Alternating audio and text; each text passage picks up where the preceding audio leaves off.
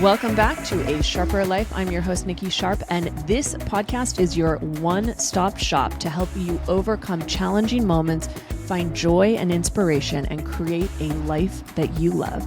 Today, I have Candice Vandel, who specializes in navigating toxic relationships and inner child healing.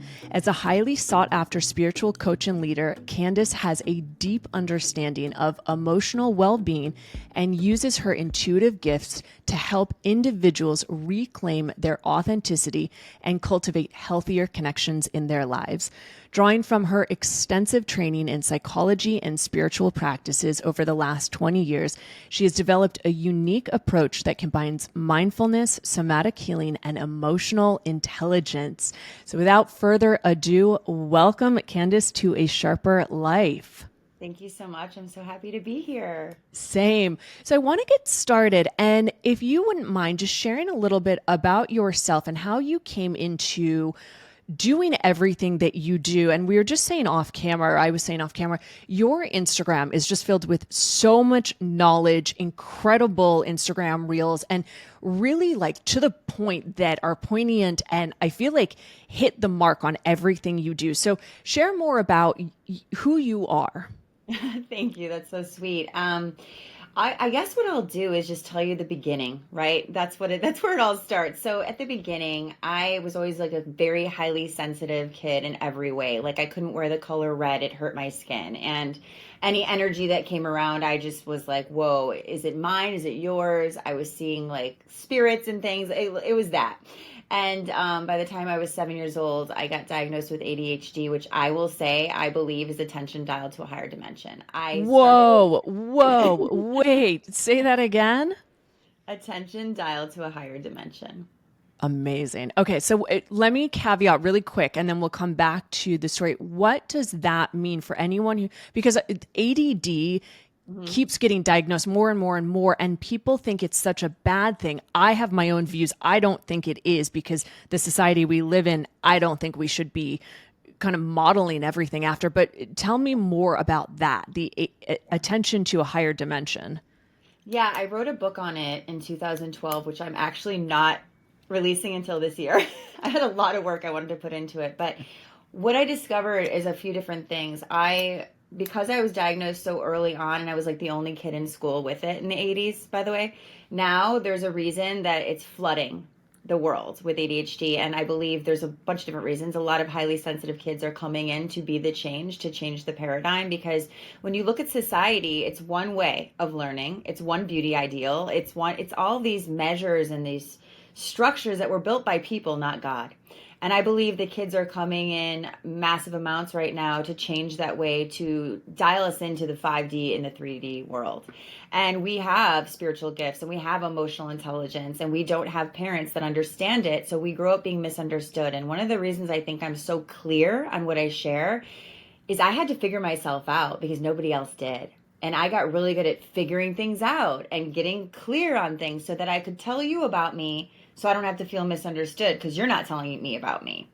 And so I think just a lot of work on myself and really empowering the gifts instead of walking around with self-doubt, disempowerment from society. I really started living a life less travel, like the road less traveled, really early on. And I realized that I wasn't conventional, but I was successful. So there's something in that. And when I went to college and I flushed the Ritalin down the toilet and I never took it again, and I studied what I wanted to study, I got straight A's. So kids with ADD are really good at focusing on what they like and really bad at focusing on distraction with things they don't like. So instead of saying there's something wrong with you, how about you have a difference? You're neurodivergent. I love that. And we'll circle back to that. I have a whole tangent that I want to go on, but let's come back to then you were saying about the beginning, and you just added in a few more things there. Anything else that you want to share just in terms of how you've nurtured your spiritual gifts and where you are today and how you got there? I think a big part of it too is I came from a divorced family with parents who were pretty emotionally mature, and really looking to God as my father and my mother, to be honest with you, because I was like, these people aren't getting me. I love my parents, bless their hearts, absolutely. And even my mom today will be like, we had no idea you were just emotionally beyond what the system understood, but as a kid, I was shamed for it and scapegoated. Oh, it must be her ADD. There's something wrong with her because I was feeling into the denied emotions of others. And so really when I started doing that work around toxic relationship dynamics, because when you grow up in a family where it's pretty toxic, your emotional imprint is toxic relationships. It's not because people say, oh, it feels familiar, it's like home. That's not actually really what it is. It's that your nervous system is designed to adapt to that. And I think right now, I went through a divorce 4 years ago, and it wasn't a bad marriage. It was actually a 10-year journey of me going back to school, building my business, finding my empowerment, and ultimately growing out of any kind of conventional reality. And I was like, I had stepkids, I had a husband, I loved it, but I knew it was time to go. And our path was done. And now I am actually back together with my boyfriend from 15 years ago. Oh. It's a really interesting story because when we first got together in 2009, actually we never met. We were in Jamaica together. You asked me about this on Instagram. We were in Jamaica together in 2009. I was a model. It was his event. We never met. And then 6 months later, my friend, who was his attorney, introduced us on a blind date. That night, he was at dinner with someone I was on a TV show with. So it was like all these weird things. We were supposed to get married and have babies and all that, and it wasn't right. And I remember him saying to me, you need to learn to love yourself before you let someone else love you. Whoa. And that's actually when I left him, and I went back to school and I did my deep dive of healing work. And then when I was getting a divorce, he reached out to me and he's like, no one was ever you. I never got married. Let's do this. And I was like, what? So I always say, when you truly heal your wounds, you can't miss what's meant for you. And life really does catch up to you where you're at. So that's where it is now. I've been doing this work for over 12 years. Nothing gives me more fulfillment than to see other people really claim their true self and heal the wounds and end toxic cycles and step into the life they're born to live. It just lights me up. And it's just it's my jam. Amen, sister. I'm exactly the same way. And interestingly enough, we have very similar backgrounds in that. I grew up so same, feeling energy, seeing things, and always thinking like, this is the norm, that like you don't know as a kid. But I do actually believe that all kids have these gifts and abilities, and then it's society that kind of puts us into this box, which we forget, and we don't believe in our intuition anymore. Like you ask any child about their dreams or this, and they can make believe these worlds. And then as adults, we lose that connection and that trust and that intuition. But I want to jump on something that you said about emotionally unavailable partners. And you mentioned about the nervous system. This is a huge one. And I've been talking a lot about this with private clients. I've been doing a lot of healing on myself over the last year from my divorce of why did I not just like, why was I attracting narcissistic style people, but why was I choosing them? And that was a big, big thing, is understanding. And when I say this also, I want to just caveat this, like as we're using these words, you guys, like if a trauma bond, we will talk about trauma bonds and narcissism and all of that. There's so much misunderstanding about these words.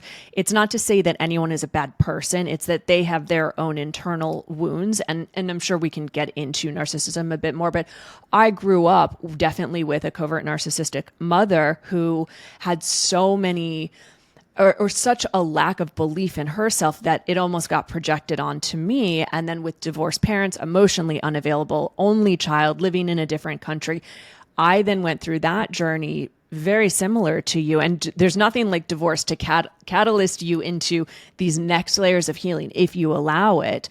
But I want to hear from your viewpoint and what you've learned and teach on why do we attract and choose emotionally unavailable partners? And what does that word mean, unavailable? There's a couple of different things that I want to say that I've just discovered through my own insights in the last few years. First of all, and people aren't going to like to hear this, but they're going to be like, shit, that's true. When we are emotionally unavailable to the truest part of ourselves, our inner child, when we don't have an intimate relationship with our inner child, we are not going to be able to be in relationship with someone that does.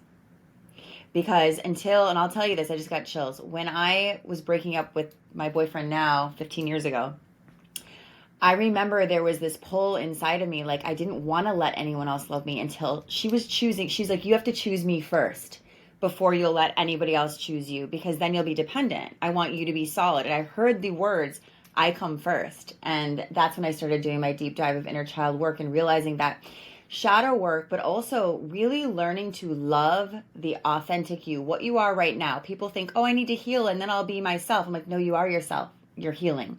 And when we can really be unconditional with everything that we feel and be totally honest emotionally, that's when we're being really intimate and transparent with ourselves. And then we don't have this barrier to somebody else seeing that in us, or it doesn't feel comfortable when people are unavailable because you're like, whoa, I'm more available to myself than you. So at some level, they are mirroring your relationship to your inner child. The other thing with emotionally unavailable people that always kind of keep a barrier to that deeper experience of connection, it's very safe for us when we've come from a narcissistic relationship to be with somebody unavailable because it's less intense and it's just more chill emotionally. And then when you start to heal, you're like, wait, there's not really much there. We're not super connected. And that's when people start to realize, oh my gosh, I didn't think they were unavailable. Yeah, because you probably weren't fully healed until you attracted them. And then when you start to heal, you're like, oh my gosh, I can't reach them. There's something going on. They keep putting me off. There's all this, denial of deeper truth. And it's almost a big turnoff when you start to really heal. When you're not fully healed, it's really exciting. So I fully agree on all of that. Let's dive into, you keep saying this word heal, and something I want to just caveat and let everyone know, you're not broken. We all are on this spiritual journey to come back to ourselves. It's like we are born these complete whole creatures, and we all have to go through suffering. That is what part of what we're on this planet to do, is to learn lessons, to grow, to become authentic, to learn our values, to live by them, to find our truth. But people inherently, and I work with clients all the time that think they're broken. You're not broken, right? So I want to get into, what does this word heal mean, and what does that path look like? It's a great question, because it's something people throw around and talk about in different ways all the time. And the way that I'll describe it is, people always think there's something wrong with them, right? I'm broken. There's something to fix. There's something to tweak. And I always say the only thing wrong with you is that you ever thought there was something wrong with you. And so for me, when I'm helping a client through their healing journey, I'm reminding them in every little sentence they say, I reframe it. Anytime you think there's something wrong with you, you're not healing. But you can accept that you still think this and love yourself anyway, you're healing. So how you relate to the issue is the issue. Healing is coming back to the truth of who I am and loving it. I love that. And actually, it's funny because there's something, I was just on a client call right before this, and I repeat this. I even have it as a sticky note by my bed of, you cannot hate yourself into change. You can only love yourself into a life that you want. Because how many of us, all of us, raise your hands if you're listening and you resonate to this, where we beat ourselves up and that inner critic gets so loud, and it's like, there's something wrong with, just as you were saying, Candice, there's something wrong with me. I'm not good enough, or I need to do this better, or I'm broken. Mm-hmm. And I actually asked my client earlier, I'm like, okay, just quickly list off the things that you hate about yourself. And it was like, boom, boom, boom, boom, boom, all these things. I was like, great, list off the things that you love about yourself. And she had said, I like, notice the key word there. I like my body shape right now. I like my teeth. And I said, there's a big difference there between the word love and like. So can you love and where I was going with this is, you can't hate yourself into change. So can you love yourself even if you don't like parts of yourself? And I'm going to repeat that. Can you love yourself even if you don't like parts of yourself? So it sounds like we're on a similar ethos there in sharing this. Is that resonating with you? I would say 100%, because someone who deeply loves themselves is very aware of the things they want to change, and they love themselves through the change. I'm not, what I think is really annoying is when people are like, oh, my life's so perfect. I'm like, you're not being honest. No one's life is perfect. You and I were just talking before the call, like what's going on. And I was like, I love that for us. It's just real. And so what I'll say is, oh yeah, I'd really like to get better at that, but I love myself anyway. People always laugh at me when I'll like mess something up or do something crazy. And immediately I'm like, and I love myself. And they're like, how do you do that? I'm like, because I don't want to have resistance. I want to stay in my flow. To stay in alignment is to stay in acceptance of what is. So if you're not in acceptance of what is, what are you doing? You're creating consistent, resistance to any kind of alignment. Is that where, and this just came to me as you're saying this about the flow. I am a not recovering, I am a recovered perfectionist. And so I'm wondering for those listening, if you have any words of advice or tips, because what you just said of even if you mess something up, like for me, you just keep going instead of because then it becomes this start, stop, all or nothing. So any tips for someone who is a perfectionist and cannot get out of it? Yes, absolutely. When you really look at the simple but profound fact, perfection is the opposite of authenticity. You're actually not being who you are at all. You're lying. You're faking it. You're trying to be something you're not. And so when you know that perfection equals this deep wound of I'm unworthy as I am, then you can start to realize, oh, what I need to do here is accept that the imperfections are perfection in the process. And this is kind of funny too, if I'm telling the universe, God, whoever made me, that I ain't good enough, I'm telling God that he did it wrong. It's not even about you. It's about the higher power. And that's when people are like, whoa, I got to stop doing that. Yeah. Wow. I mean, just mic drop after mic drop here, Candice. I'm loving it. And I mean, have you ever dealt with perfectionism, and what were some things that you did in those moments? Because when we're in that, and like, even for me, I'm working on something that I'm going to release soon, and I was looking at it, and I am in one sense the perfectionist in that I want it to be as good as possible because I love the creativity that I put into my work now. The difference from where I used to be, and like it took me years to start this podcast because I couldn't start it because of the perfectionism. Whereas now it's like I'm always just updating something, trying to make it like tweaking little things. And that's really how I got out of my perfectionism, was instead of it being it needs to be perfect to release it or whatever it is, I'm going to do the best that I can right now, and I'll tweak it again next time that I work on it. So is there any little tips that have worked for you that you think will align with those listening? It's so funny. I have the opposite problem where people will laugh because anytime I've ever done a YouTube video, and I've been doing it over 10 years, I don't edit. I don't film it more than one time. It's like with my reels, it's like there's a reel done. I don't do it twice. I don't do it 3 times because I channel things, right? And so when you say, wow, it's just like this flow of clarity, I feel like it's not even me. So the tip that I give people is get out of your own way. Let source come through you.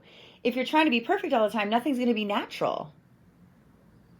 And that's what society teaches us. Like when I have not had any perfectionism since probably I was a teenager. And what I learned it the hard way, I'll share this briefly, is I started my modeling career when I was in high school. And I started getting really afraid that I was going to mess it up because I already had the ADHD. So I already wasn't the perfect student. So I was like, I've got to perfect this. And so I had like a month to prepare to go to my contract in Tokyo, and they picked me already for like the biggest magazines there before I got there. So they already like front loaded my schedule, which was great. But then I got nervous that maybe when they meet me, it won't be good enough. So what I did, and I was always like a really skinny kid, but I was like, oh, I saw this measure. So this is the societal perfectionistic BS, is I saw in this magazine, this model that I loved, and they told me how tall she was and what she weighed. And she was a waif. Okay, I'm not a natural waif. She was a waif, and I was like, oh, that's what I should weigh then at this height. So I stopped eating sugar. I started working out, like nothing crazy, but with my body and taking the Ritalin. So like it already, makes you a little crazy in your metabolism. I lost like 20 pounds in that month. I got to Tokyo. They're like, you look totally anorexic. You're losing your contract. And I Whoa. remember in that moment, I was already perfect the way I was. Don't try to perfect what God already perfected for your purpose. And that was the message I got. And I went back like 8 more times just to like prove that I came back and I did it. So like 8 more years I went there and did it. And it was like this coming to Jesus moment of like, why are you trying to perfect something that was made perfect for the purpose that you have? And I so love I've that. never, sorry, go ahead. No, what I was just going to say on that, and what I'm hearing loud and clear, and you've said it, is about our authentic self and really having that connection, that intuition. And I'm curious your thoughts on this though, Candice, of when someone is out of alignment, which most people are living in today's society. And I'm curious also what your view of what in alignment is, but what is authenticity really? And how does someone get in alignment if they are out of alignment? Like you can't have intuition if you're not in tune with yourself. So any sort of insights on that? Yeah, definitely.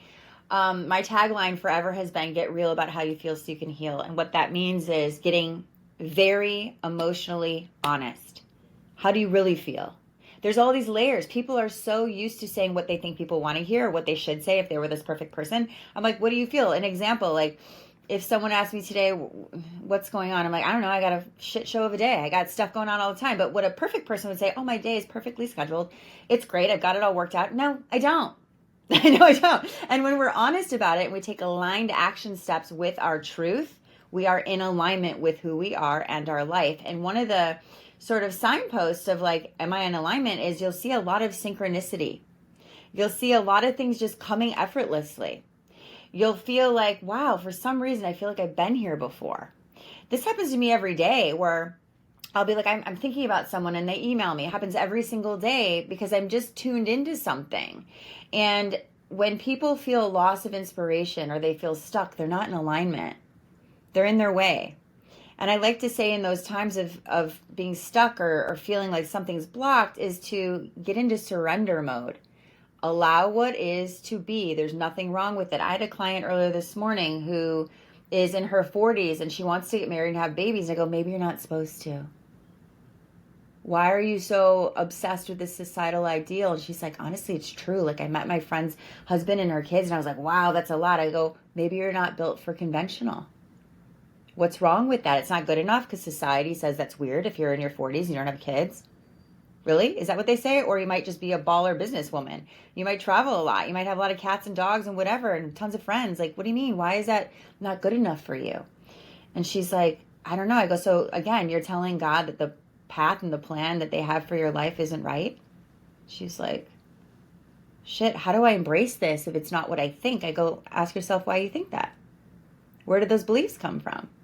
Do you agree? Think again. She was like, giving myself that permission slip is like wild. I'm like, you're probably going to be a lot happier tomorrow. You know? The permission slip is real. And that's something that I give. So in UTP, the Ultimate Transformation Program, we actually have a whole thing, an exercise of I give myself permission I give myself permission to do this, to feel this. And everyone says that it's just one of the most profound ones. And then especially like in one-on-ones, and we're talking about clients, and I do this with myself too, of giving myself permission to do the thing, because we put so much expectations on ourselves. And that is really where I see that we get out of alignment, is when we're living through expectations. Like I should have it all figured out together now. And I loved what you just said there of, if you're feeling stuck or out of alignment and things are not working, then yeah, there's either resistance or you're not on the right path. And then you said after that, the key is to surrender. And we were just talking off camera. That's where I'm at right now, is like everything in my life. It's like I'm like a rock. What's the whole, like an iceberg, just all like crumbling and sliding down. And like before my very eyes, I'm watching my entire life just sort of crumble, and everything that I thought was going to happen. And I keep getting like, quote unquote, bad news after bad news after bad news. And I've been working within my nervous system, to remind myself that I'm safe, to understand where my amygdala is getting triggered for, the activation of the sympathetic nervous system, to then calm myself, to react differently. And so even though it's like thing after thing keeps happening, and I'm like, what the actual F is happening here? It's also been a guiding light of this word, surrender, surrender, surrender, surrender, because really, like, I have no idea what's going to come after this. And I'm sort of like flabbergasted, and I'm like, okay. And so I'm taking a pause, and I'm taking some stillness. Like I've gotten off Instagram, and I'm taking that time that I don't need to figure it out. I don't need to have all the answers. And I think that would be my biggest piece of advice, is that if you're feeling like life isn't going the way that you want, well, you got to take the pause. You got to find stillness and allow God, source, spirit, whatever you believe in or don't, to come and work its magic, because it's meaning that you're supposed to go on a different path, one that's not going to necessarily be familiar. But if you're willing to take that leap of faith and surrender and have trust and all of these things that I'm sitting here just like, okay, God, universe, like, let's go. But each day I'm grounding myself more and more. So it's feeling a little less chaotic, but still a bit chaotic, right? Yeah, absolutely. I can say I'm definitely in a space right now that I never thought I would be in, but I'm loving it, of creating space, because I'm usually seeing clients from morning till night, like after hours every day. Like, it's crazy, right? And I'm so grateful. But what I realized is I needed to feel okay with giving myself more time. And I don't know why I kept getting this thing, like, you need to take on less clients at the moment. Like, you need this. And I didn't know why. And then as soon as that happened, I realized I'm really ready to finish my book, and I need time and space for that. And so my goal this year is to get that book out there. It is time. It is about everything we're talking about. It is about ADHD, why we attract to toxic relationships, about the highly sensitive soul who's disempowered and needs to be healed to really rule the world. Let's be honest. We need sensitive people at the front lines right now. And so that space, instead of it feeling like scary or weird, I was loving it. And then I was like, oh gosh, I've also been wanting to do live events this year. Well, randomly, a fellow coach, friend of mine, we were talking about it. And yesterday we had the call. I'm like, should we just do these events all over Miami and Atlanta and stuff? She's like, yeah, it's done. It's done. Like, that's the only thing I've been thinking about doing too. And it was like space for alignment, for something new and bigger to expand. But we're so nervous about what is and isn't that we don't give ourselves that space for the universe to drop in that next level. We're like all attached to, got to keep this going. I'm like, why? Don't you believe that the next thing is on the way? Amen. Amen to that. And I mean, really what I'm hearing too, and just echoing back to you, and based on my own circumstance and what I'm going through, is creating that space and that stillness. And you might not know what it is or why, and we never know why things are happening. It's always hindsight 2020, where you're like, oh, that makes sense now. And especially in today's day and age, and where people and all of us are feeling this, we're grasping on to control because it gives us perceived certainty. 100%. I talk a lot about control in my groups and stuff, because the level of control you have is a reflection of the level of unworthiness. Think about it. I have to control my circumstance because I'm afraid of what it'll make me feel if it's not controlled. Or I've got to make sure that I control this so that I can achieve, because I need to see with evidence that I'm worthy. And what I like to teach people a lot is emotional mastery. You got to see what you want and feel like it's here, and consistently feel like it's here. And people are like, well, that's crazy, Candice. What if it doesn't show up? I'm like, what does it mean if it doesn't? You're not enough? You did it wrong? Yeah, get rid of that. Keep believing that it's here. Keep feeling into it. And it has no choice but to be a match. Frequency is everything, right? So if I'm holding a frequency of, I want this thing, but everything looks like the opposite, but I want this thing. This feels really good. This feels really certain. It's the dominant energy. The universe is always just a mirror to your energy of your beliefs. People say, well, I'm getting evidence that I'm not worthy. I'm like, yeah, because part of you feels like you're not worthy. When you feel worthy, you'll see evidence that you are. I have a funny story to tell you based on that. So my mom and stepdad just flew out to Malta. I went and met them, and then they flew back. And I tried to do all the travel hacking to use their points, get them. It was not possible for this trip. Unfortunately, it wasn't worth using the points. So they were like, okay, that's fine. We'll do economy. Suck it up. Fine. And as my mom was getting to the airport and we had a call, and she's like, I'm so worried that they're going to check our carry-ons. I'm like, they're not going to do that because you're flying international. I mean, they had 1, 2, 3 flights, but they had one to Newark and then Newark over to Frankfurt. And I'm like, they're not going to do that. And if they do, you just tell them that you have the next flight. Well, lo and behold, what happened? Their bags got checked, right? And they had the worst economy experience. Meanwhile, I had just flown back from Mexico economy, and it was my first flight in years doing that, like a long haul economy. And the 2 seats next to me were empty, right? And I'm like, and it still wasn't that fun. But then on the way back, my mom was again saying, like, great time in Malta. They loved it. And then on the way back, she was like, "Oh, I'm so nervous. This is going to be such a bad flight." I'm like, "It'll be fine. Like, you guys had a really bad flight coming over. I guarantee you're not going to have this." And she said that on the way back from Malta, then I think back to like Heathrow, there were like 60 school kids at 6 a.m. One of them threw up in the aisle, and then everything was busy. And I'm like, I couldn't say this to her, but I'm like.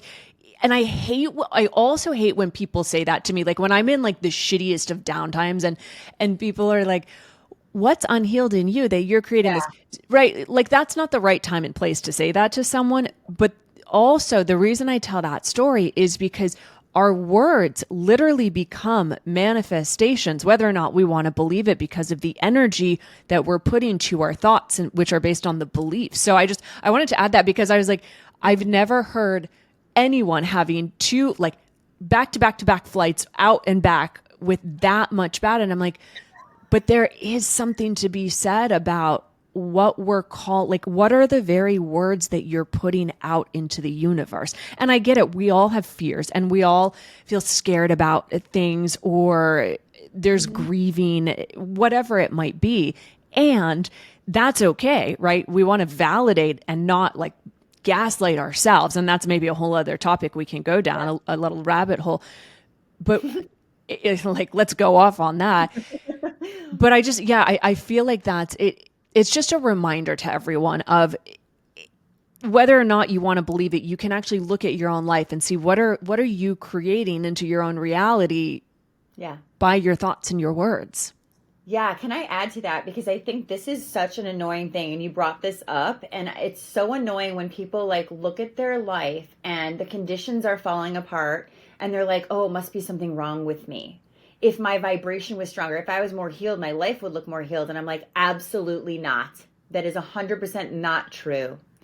How you relate to the issue is the issue. When shit's falling down around me, like you were telling me about your situation right now, I'm like, that's great. Because you're breaking through to another level. This is fantastic. The old paradigm must literally break. Yeah. And so what I say to people is, no, you're just being asked to notice something and to take the opportunity to learn deeper. What is it really doing for you? Like when someone says to me, oh, I just want my husband and I'm not finding my husband, or I just want money, it's not coming. I'm like, yeah, you're learning patience. Because when you have patience and then you find that person, you'll realize you're just becoming the person you needed to be for that. This is all just up to uplift us and to heal us. But people, the biggest thing that people, I think they say gain from my work, my coaching, is that my perception is always up there. So when we can shift our perception to something higher and see that everything truly always is working out for you, people can say that cliche little phrase, oh, it's happening for me, not to me. But do you really live that and understand what I'm saying? Anything, even my dog dying, right? My dog was my soulmate. That's why I was like, I don't need kids. I love this dog so much. She died shockingly, traumatically. And I knew that it was time. And that sounds insane. And I saw, the insight before it was happening. I'm like, why would I have this insight that this is happening? She's young. Like, there's nothing wrong with her. But I knew it was time. And then I went to an animal communicator after she died, a few years after it, because I was like so broken over it. And the communicator told me that the dog was telling her exactly what I had written down as the reason she left. It was time for you to leave daddy and be totally empowered, and you wouldn't have done that with me because we were the perfect little family. And there was this whole thing, and I was like, everything is to uplift us, but the human emotions don't register because it feels so bad. Oh my God, I'm in agony, I'm in hell, this breakup, it's killing me. And I'm like, yeah, that's because you're human. And there's a higher purpose to this that is going to uplift you and make you even more empowered. But people can't see past the pain. They can't understand the higher perception that, why would God do this to me? It hurts. I'm like, God didn't do that to you. People did it. People who are wounded did it. Not God. So we're going to circle back. I want to come, I mean, that's like, I'm loving this conversation, but one of the things that you're very known for, and I love every time you post about it, everything from ADHD, which we started to get into, I want to get into more, but ADHD and narcissistic dynamics. Let's go off on this topic. So what do you want to share for anyone, whether someone has ADHD or signs? And I think we all do. Like, I think we are all neurodivergent on a spectrum of autism, ADHD on a spectrum. Whether or not you believe me, fine. But what does ADHD and your viewpoint have to do with narcissistic dynamics? This is such a huge topic right now. I did a reel that went very viral about it, and I didn't realize how many people needed to hear it because no one ever says it, because I don't think anyone put it together. I don't know, but I did, because not only my own self, but I just looked at all my freaking clients over the last decade, and I'm like, this is the common thread. So people who have ADHD, I think that because I've done so much emotional wound healing, I see the highlights of ADD for me. Like, I think different, and it's always holistic view, and it's like, wow, I'm really tuned in. I'm not scattered. No one would ever say that she is attention deficit because I'm so damn focused. So I think it is really a lot of trauma is how it is pronounced in our behaviors. But ADHD 100% is neurodivergent. You think differently. And when you're neurodivergent, let's look at the symptoms of ADHD. We like intensity. We get hyper focused when we're really into something. We like deep connections. We're like, we have like those besties, right? We like deep connections with people. We need to be entertained. We hate being bored. We love distraction. Okay, well, guess what? A narcissistic partner is intense and exciting and love bombing. A narcissistic partner is never boring because your nervous system is always like this. You're always on eggshells. You're like up, down. And that drug really works for us because with ADHD, you have a low dopamine. That is just a fact. And guess what happens when you're in a trauma bond and you're love bombed? High dopamine hits. So we get addicted to the relationship when it's toxic because it's intoxicating. And when someone's healthy, we're freaking bored, because we haven't regulated our nervous system enough to realize, oh, consistency actually makes me function better. I'm not used to that. A lot of people with ADHD are traumatized and scapegoated because they are different, and it's been super misunderstood. We're the one in the family that has different needs than the normal kid, right? And so there's something wrong with you. So then again, we are starving for that love that we think we need to earn because it didn't just come to us naturally. So there's a lot of different reasons, but to break a trauma bond is to understand that it's chemical. It's really not your fault. It's not that you're not strong enough. It's like your brain chemistry is literally starving for that hit. So let's get into then, for those who don't know what a trauma bond is, what is your viewpoint or definition? Yeah, a trauma bond it's two wounded people who come together and feel whole. And they need each other to feel whole, and they give up parts of themselves for that connection. The trauma bond is incredibly intense. It is very physical. It is very emotional. So when people are like, how can I be in a trauma bond with an emotionally unavailable partner? He's very much there. I'm like, yeah, he's very much there until he's not. And so the trauma bond is love bomb, get you to be dependent on me emotionally, control you to the fact that I make you feel the most special ever. And then I'm going to start to pull that back and devalue you so you try harder for my love. And then I'm going to discard you, and the cycle will happen again, because then I'm going to get bored. I'm going to hoover you back in. And you're going to think, oh, I did it right. He's back. And no, you didn't do it right. What you did is you just followed the cycle of abuse. A lot of people think that twin flames are some spiritual fucking partnership. They're just trauma bonds. In terms of then, let's go, and I'll give my input and various things. I just have a few questions here. because you're going off and I love it. And this is all such incredible information for people to hear, especially just as the word like trauma bond is coming up so much. I'm seeing on social media, and narcissism is literally like, I think if you had to put one word, what was the most commonly used word? I'm like, I swear in like the self-development world, it was narcissism. And I think people get it wrong super, super badly on this. So what then is a narcissist? Because every single person that I've met that has those behaviors, traits, patterns, it is literally textbook. It's like they all read the same textbook and you're like, how do they all have these same patterns? So sort of like ADD or ADHD, like I'm definitely ADHD. We all have similar patterns as well. It's like we read a textbook. So can you tell us a little bit more about narcissism then? Yeah. So narcissism, basically, a lot of people don't have narcissism, they have traits. And so that's what I would talk about, because I don't diagnose. I don't really tell people, oh, you have NPD or go find out if you have it. I don't care about that. What I care about is the traits. Like you said, it's textbook. And so narcissistic people are either covert or overt. If it's covert, they can be a victim narcissist. Everything's because of you. Oh, poor me, poor me. Oh, I'm so nice. I do charities all day long, but at home I'm emotionally abusing you.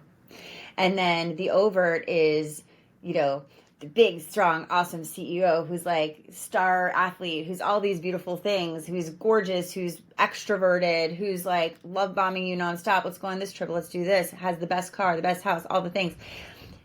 They're attractive.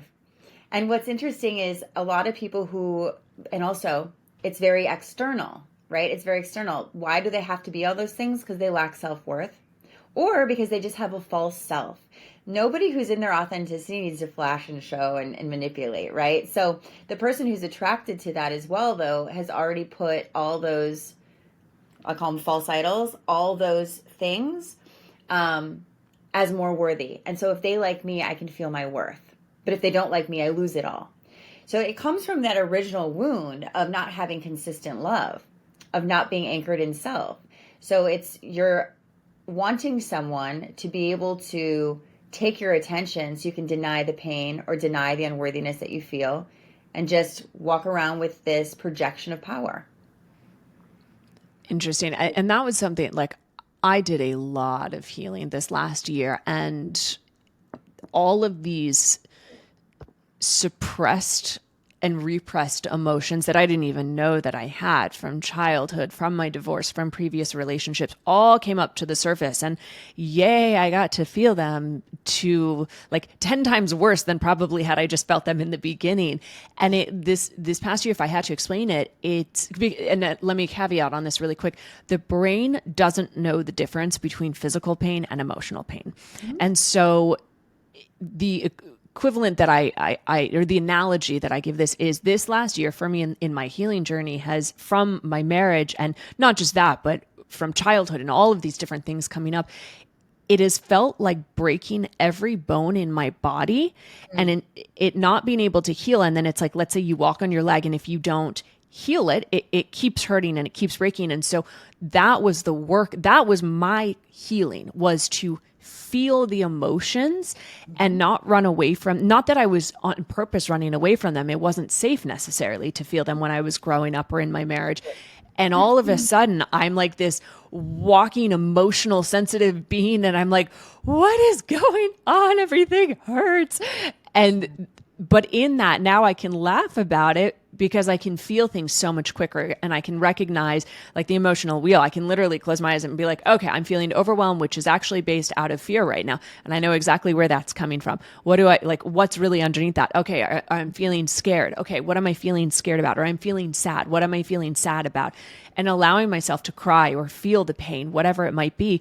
And research has shown that the apex of an emotion lasts 90 seconds if you allow yourself to feel it. But then when we suppress it, like you get that knot in your throat and you literally swallow it down, well, you're suppressing your emotions. And I can tell you from experience, they come back and you feel them, or they manifest then into your body and physical ailments and pains and skin conditions. And so that was a kind of little tangent. Anything you want to add to what I said? Well, you mentioned the voice. I think this is interesting. I feel like any and all healing comes down to no longer self-abandoning. And one of the things people have confusion about is, Candice, I understand it here, but like somatically, like my body still reacts. And I say, well, you didn't activate 4D, which is your voice, your truth. When you speak your truth, it connects your head and your heart. Hello. So the disconnect is I'm actually not being authentic. I'm actually abandoning part of myself. And so when we start to heal, it's about really feeling all the feelings, but not attaching any meaning to it. And instead of voicing the truth of what I feel unworthy. This is making me feel like I should change everything. And saying it all out loud. And like you said, after you do that, it lifts. But people don't know how to allow themselves to process because they're afraid they'll be overwhelmed. Because when we were kids, no one helped us process emotion. They just said, go figure it out. So we don't think, our inner child doesn't think that we know how to handle it. And when we start to handle it, then we start to have this self-trust of like, she's got me. Okay, I can be honest and I'm not going to get rejected or murdered or like anything bad's going to happen. I'm just going to be empowered and I'm going to heal. Yes. I have a question, a completely random one that just popped up, but I think it's a good question. So in school, we are taught, I mean, I think everyone at this day and age, like as you get older, we're like, why weren't we taught about how to have healthy relationships? Or why weren't we taught about how to, fiscally like manage our finances when we're addicted to dopamine or when we're stressed out or, like not just balancing your checkbooks. Mm-hmm. So the whole school system feels like it's a little outdated. So if you, Candice, had to start a school and teach various topics, what would be the things that you think every child should know and every parent as they're having a child should know? It's so funny because that's like one of my dreams. That's why I have this membership called the Truth Room. And I'm like, this is just soul school. And the number one thing I teach is emotional intelligence. We were born into an emotional freaking dark age. And highly sensitive kids are being diagnosed with ADHD because no one understands their way of being, which is emotionally and spiritually evolved in a certain way. So we need emotional intelligence. We also need to learn how to manage emotions by actually being honest. When a lot of people are afraid to be who they are and be honest with their parents because they need to already people please because parents never say, oh, mommy messed up, I'm so sorry. There's never any resolve. But if mommy were to say, you know what, I was really mean to you yesterday and I didn't mean that and it wasn't your fault, but I had a fight with daddy and I didn't know how to regulate and I hope you forgive me. Do you know, I've seen people do that in my family coaching. And what's interesting is the kid immediately then feels like it's okay for me to mess up too and be honest about it. And love myself anyway. So that would be how we teach people to be unconditional and truthful. And I think that above all else is kind of the core of anything else you want to teach. Now, yeah, the textbooks are 100 years behind. Let's be honest, they are. And there is no neurodivergence in school. It's getting better. But there's 7 different ways the brain learns, and there's only one in school. So I think we have to evolve it by saying that there's not something wrong with kids if they're different than the system. They just fit into a different learning style. We start to crush kids' self-esteem. I was one of those kids early on because you're different. You're not going to fit in. You're not going to belong. You're weird. You have to be quiet and go to the nurse's office every day during lunch to take your little yellow pill called Ritalin, and don't tell anyone because they'll know your brain is different. That was my messaging. You'll never reach your potential unless you take this pill. And I'm like, I don't think so. That's weird.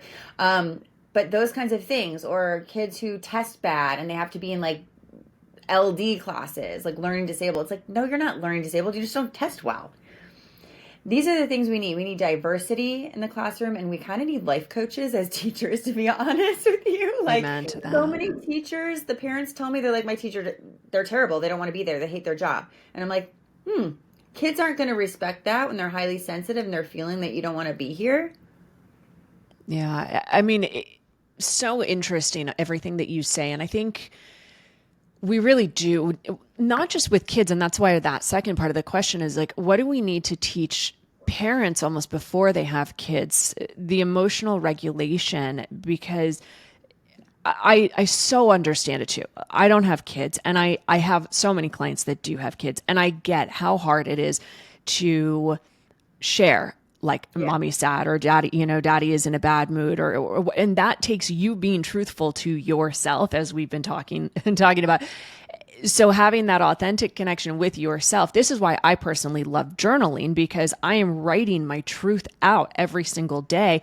I call it word vomit, where there's no judgment to it. I don't really necessarily go back and read it unless it's like a download, but it's me writing down what I think or what I'm feeling. And it's been amazing to watch the transition from years ago of how just guilty I was and how shamed I was about just anything and everything, to now writing where I'm like, that voice just like really isn't there. Or if anything, I'm like, God, I feel really overwhelmed today. I'm like, so it's cool to be able to notice the shifts in that, but those are the things that we need to teach. And I so agree with you. What an interesting concept of bringing life coaches in. And we can also go off on how to find a good life coach, because we were talking about that off camera, the integrity on that side. But having, like, I'm not by any means, and I think either of us are saying this, like, I have so much mad respect for teachers. And I think the system is so messed up that teachers go through so much schooling and get into all of this debt, and then get into jobs where they're so regulated, or programs like creativity programs and going outside in PE and things like that are getting cut. And it's cutting down why the teacher actually wanted to become a teacher. So yeah, and I think it's the whole system needs re-regulating, literally. Like, we should regulate just everything, right? That's kind of the times that we're in. But let's actually talk about that quickly, of integrity when it comes to working with someone, or like how to know when someone has integrity, whether it's a coach or whether it's a friend or whether it's a partner. This is massive right now. We were discussing this. I wish we recorded it. It was so good. But a lot of people say that they come to me because the way I express things is exactly their experience. And I say to them, do you know why I know that? Because it was me. I had to walk the frickin' talk. And I think integrity has impact. I don't have to sell things. I'm telling you what the situation is and the deeper understanding of it, because I had to literally figure it out for myself. I didn't just read a book and say, I'm going to coach now. I literally had 20 years of deep healing and schooling to be able to put it all together to come to deeper understandings. And I think, one of the things too is I share with people in my truth room this morning, I was like, yeah, damn, like, this is what's going on right now. They're like, I love that you're still healing too. I'm like, everyone is. If they say they're healed, run. It's not true. If they say their life is perfect because they've healed, run. It's not true. I tell everybody my true life so they know it's relatable. It's how you relate to the issue is the issue. I love my freaking life. I think it is actually perfect for me, and it's not perfect. If it was, it'd be kind of weird and kind of boring. Like, there wouldn't be something to work on or something to figure out. And I think when I share these things with people, like, oh yeah, this is what's happening right now in my family, or oh gosh, this is what's going on. They're like, wow, I love how you accept that that's happening and move through it. It's so healing just how you move through it. If there's nothing to move through, how are you inspiring anyone? The integrity is walking the talk. Walking the talk, exactly. And that's, you and I are very similar. And this is why I love your content too, is sharing your experiences. And that's something that I have always done. My Instagram was started in 2013, where I was talking about my eating. Like, I would share post a photo without my head, because I was a model. I mean, a struggling model at that point, not a very good one per se. Like, I wasn't getting jobs because I wasn't the real. What? Like that right there is total integrity. Like, I'm struggling, but most people don't do that. Right. And it's like, from there, and the funny thing is, within the modeling industry, I was never the right anything. I was too short for runway. I had too big of hips for all the jobs because they wanted, a certain body proportion, this, that, the other. And I went from there, started posting headless body shots of myself, talking about my body dysmorphia, not for anyone else, but for me. Like, I do this podcast pretty much selfishly for me, because I love interviewing incredible people like yourself. I like sharing about my story because it actually helps me process everything. And in being honest and vulnerable, people then look at me and they can see a part of themselves. And I think this is so important. And we were talking off camera, I won't name names, but we were talking about specific people, both laughing, specific people who don't feel authentic, and where it's like, okay, your life does seem too perfect. And if it looks too perfect, then the person's probably lying.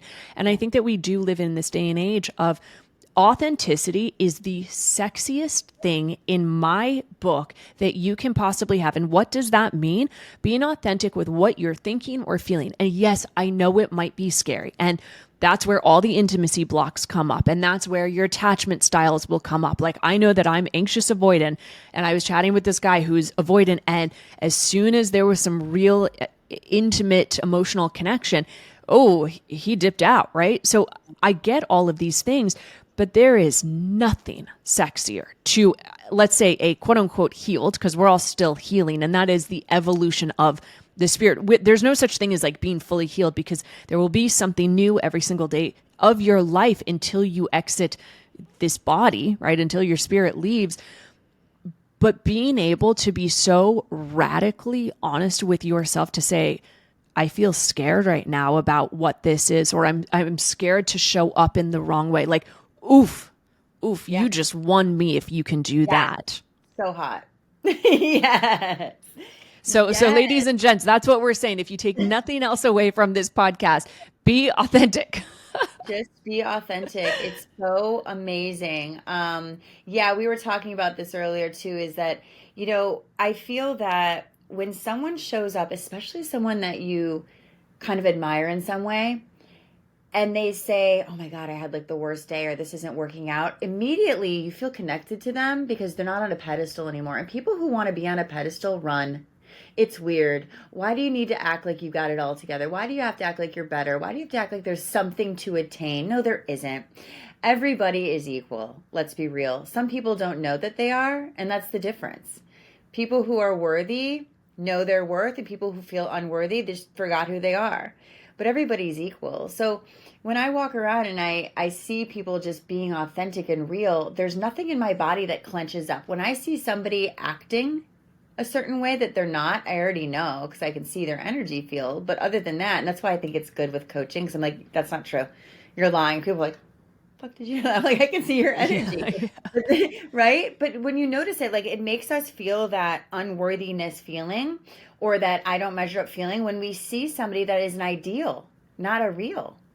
And really to relax that and realize, if this is bothering me, it's stressing me out, oh, it's just hitting on the part of me that forgot their worth and thinks I have to measure up to that, but that's not even real.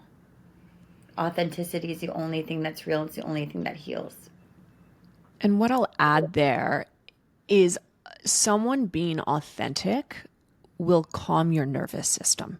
Even if you don't like what they're saying, right? Even if you disagree and someone says like, I don't like you in that way. You're in a partnership, in a relationship, and maybe you're about to break up and the person says, I don't have those feelings for you anymore. You might not like it, but that is way better. And this was what I experienced in the end of my marriage, of the words that weren't being said were being told by energy. Totally.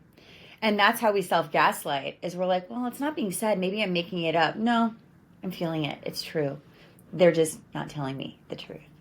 So what tips do you have then, Candice, for someone who is listening and is really like tapped in, enjoying this conversation, but doesn't necessarily know as much about the nervous system and the energy field, and like really honing in on how to like sense and feel when your nervous system is getting alerted, and what does that mean? What's interesting is when we talk about attachment styles, the goal is to become securely attached to self. And what that means is, sure, my nervous system might still, I might hear some bad news and be like, right? But when I start to feel triggered like that, or start to feel out of my window of tolerance, I first validate my emotions. Yeah, of course I feel that way. What people do wrong to make their nervous system continue to spiral out is making yourself wrong for what you feel. Judging it. You can't judge anything that you feel. Why? You're telling a natural part of you it's wrong for not being natural. When I tell people, of course you feel that way, that makes sense for where you came from, We're so busy gaslighting ourselves out of our own nervous system that really just telling the truth, like, oh, of course, that is how I feel. Not, oh, I feel that way because there's something wrong with me. Drop that. this is how I feel because this is just how I feel. And when we can start to do that, I'll tell you a little secret. When I was younger, my biggest fear was that there might really be something wrong with me because I was just told my whole life there's something wrong with you. It's your ADD. That's what's wrong, or whatever. And scapegoated. And what I said to myself is, if there is something wrong with me, cool, I just want to know because I still love myself. I still think I'm cool. So if that means that what I naturally am is just wrong in some way, I guess that's cool. I'll own it. And what I found out was, no, there wasn't anything wrong. And when I really discovered that and stopped making what I feel wrong, stopped making what I naturally am wrong, my nervous system goes right back to regulation pretty darn fast. It's the judgment behind what we feel that keeps us dysregulated. And what does a dysregulated nervous system look like, or how does that show up for people to understand? High anxiety a lot of the time. Having like an emotional overwhelm and you don't know what to do with it, and you start wanting to do things to band-aid it right away. Like, I need to go shopping, I need to go drinking, I need to call a guy, I need to call a girl. What I also learned early on was I could still feel all those things and I didn't have to act on it. And that would save me every time. I was an actor-outer in my 20s. I'd be like, I'm leaving. I would always be like a runner, you know. Now I'm like, I'm going to sit in this. It sucks. I don't want to sit in this, but we need to have this conversation. And my partner would be like, okay, yeah, it's going to be uncomfortable. I don't want to do it at all. So let's do it. And really just regulating yourself by making everything okay because you're okay, allowing it. When you stop taking those action steps to run from it is when it leaves faster. But we're running from our feelings instead of processing them, letting them be there, and letting them go. More than ever, and especially as we're in this very fear-based society, because there's so much uncertainty in the world. And so I'm seeing more and more people, like going on vacations, buying whatever it is, experiences or dinners or drinks or being on Instagram, or like the fact that the TikTok shop is the fastest growing thing now. I'm like, guys, that is not actually good. So hilarious. So one last topic that I want to get into quickly is something you talk about: toxic parents and toxic friends. Oof. Yeah. What do you want to get into? There's so much. I mean, let's start with, if someone is thinking that I have a client who, when she first came to me, one of her biggest goals was about a toxic friendship. And so I'd like to know, for anyone listening, like, what constitutes as a toxic relationship, whether it's with parents or with friends. And then I guess furthermore, what can one do about it? It's a great question. So what I would say a toxic dynamic is when you can't be yourself and feel safe. Or when it's one-sided and you're giving, and there's no receiving. There's no reciprocation at all. Also, when there's manipulation or gaslighting, or someone just needs to be in denial of themselves, or I've had to let some friends go in life because I just can't enable them anymore to not do the work. And so enabling is also pretty toxic. And someone wants you to enable them so they can stay a victim, so they can stay in their cycles that aren't working. And I can't do it because I love you too much. And I always say, I got to go. I'm here if you need me, but I'm not here for you to continue that. And so toxic relationships can come up in many ways, but really it's about just not being able to be your best self and feel safe, not being able to have boundaries and still be loved, not being able to be connected to yourself and still have a connection. Amazing. I mean, when I say amazing, not like that's an amazing thing, but the specific phrase or give or take what you said, though, is not being able to be yourself with that. And I know that we all feel that way with our parents at some point, whether it was mom or dad or a step parent. We've all had those friendships. We've all had those relationships. And I also love what you said on I'm not going to enable you in your cycles of victimhood because I love you too much. Tell me more about that. Yeah. I'm thinking about someone specifically, but it's a hard thing to do to leave someone when you know they depend on you, but it's also not a good thing to let someone keep depending on you. And what I like to do in my work and in my friendships is teach people to be empowered in themselves. So they don't need me. They just want to hang out with me. I don't want someone to have to need me. That's weird, right? I want you to need you. And so I think telling someone I just can't enable this is really saying I'm really, it's hard for me to watch you hurt yourself. It's hard for me to watch you keep yourself back. I've given you a lot of advice. I've been here for you a lot. I need to be here for me now. And I really want you to show up for you. And that's a really hard conversation. I've had it a couple times in my life. And I think it creates respect. And it also creates an opening of, I'm doing this from love. I'm always here for you. Like, one of the things people are so afraid of is being abandoned. I don't abandon people. If I do, or if I do something wrong, I'm like, shit, I did that wrong. This is what I meant to do. I meant to say it this way. I really love you. I'm sorry. And if people can't accept it, I'm cool because I did everything I can do. If people can't accept it, amazing. We just repaired, which is something people don't know how to do either, is repair. And we need to do that. But, yeah, ultimately letting people go because you're enabling them is a big deal. Yeah. And I would add to that too, of letting friendships go is super hard. And this is something that I've experienced over this last year of divorce. Like, it wasn't just my marriage that ended. It was some really long-term friendships. And it wasn't to say that anything is wrong with them or wrong with me.